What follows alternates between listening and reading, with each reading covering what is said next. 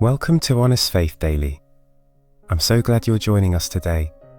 Grace, it's always a joy to sit down with you and talk about what it means to live out our faith honestly and biblically. Thanks, James. I'm excited to dive into today's topic, but I'll admit it's a tough one for me, loving people who are hard to love. It sounds good in theory, but when someone's hurt me, I struggle to even want to try. That's a real and honest place to start, Grace. Loving those who hurt us or challenge us isn't just hard. It can feel impossible sometimes. But Jesus calls us to a kind of love that's different from what the world offers. I get that. But how do you actually do it? Like, there's this person in my life, I won't name names, but they're always critical, always tearing me down. I don't want to hate them, but loving them feels like pretending. That's such a common struggle. Let's be real. We're not called to pretend or to ignore the pain. The Bible doesn't sugarcoat how hard it is to love those who wound us. In Matthew 5:44, Jesus says, "Love your enemies and pray for those who persecute you."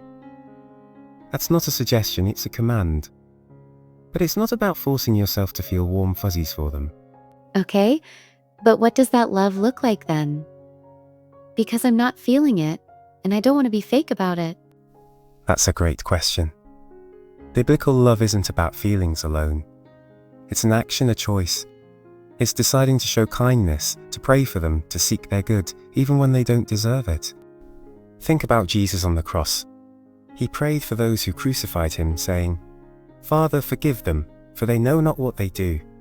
That's in Luke 23:34. That kind of love flows from God's strength, not ours. That's powerful, but it feels so out of reach. I mean, Jesus is Jesus. I'm just me. I get angry. I hold grudges. How do I even start to love like that? You're right. It's not natural. It's supernatural. That's why we need the Holy Spirit. Loving someone who's hard to love starts with asking God to change your heart, to give you his perspective. It's not about you mustering up the strength. It's about leaning into God's grace. Philippians 4:13 says, "I can do all things through Christ who strengthens me." That includes loving the unlovable. So, you're saying it's okay if I don't feel loving as long as I'm trying to act in love. That feels a little less impossible. Exactly. Love is a verb in Scripture. It's doing what's right for someone, even when it's hard. Maybe it's praying for them, even if it's through gritted teeth at first. Or maybe it's choosing not to speak harshly about them, even when they've hurt you. Small steps, empowered by God's Spirit, lead to transformation. I think I could try praying for them. But what about when they keep hurting me? Do I just let them walk all over me? That's a crucial question. Loving someone doesn't mean enabling sin or ignoring boundaries. Jesus loved everyone, but he also called out wrong behavior when needed. In Matthew 18:15, he teaches us to address sin directly with someone in love, to restore the relationship if possible. But love doesn't mean you let someone keep harming you. So, I can still protect myself? Like set boundaries without feeling guilty? Absolutely. Boundaries are biblical. Proverbs 4:23 says, "Above all else, guard your heart." Setting boundaries can be an act of love, for yourself and for the other person. It shows them there are consequences to their actions, which might lead them to repentance. But you still pray for them, still seek their good, even from a distance if needed. That makes sense.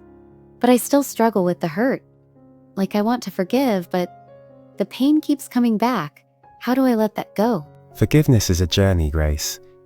It's not a one-time event. The pain might linger, but forgiveness is choosing to release them to God, trusting him to handle justice. Colossians 3:13 says, "Bear with each other and forgive one another if any of you has a grievance against someone." Forgive as the Lord forgave you. That's the standard, God's forgiveness of us. That's a high standard. I mean, God forgave me for so much. But it's hard to extend that to someone who doesn't even seem sorry. It is hard, and God knows that. That's why he doesn't ask you to do it alone. You bring your hurt to him, and he helps you carry it. You don't have to fix the other person. Your job is to keep your heart open to God's healing and to keep choosing love, even when it's costly. That's what reflects Christ to the world. I think I'm starting to see it. It's not about them deserving my love. It's about me reflecting God's love, right? That's it. When we love the hard to love, we're showing the world what God's love looks like. It's not about their worthiness. It's about God's character shining through us. That's a big shift in perspective. I've been so focused on how they've hurt me. I forgot this is about God working in me. That's the heart of it, Grace. It's God's work in you, not just your effort. And every time you choose love, you're growing closer to Him, becoming more like Christ. It's not easy, but it's worth it. It's how we live out the gospel in a broken world. I'm not there yet, but I want to try. Maybe I'll start with prayer tonight. Pray for them, pray for me, pray for God to help me see them the way He does. That's a beautiful place to start. Prayer opens the door for God to move, in their heart and in yours. And you don't have to do it perfectly, just faithfully. Thanks, James. This feels less overwhelming now. It's like I don't have to have it all figured out. Just take one step at a time. That's right. One step, one prayer, one act of love at a time. God's grace is enough for each moment, and He's with you every step of the way.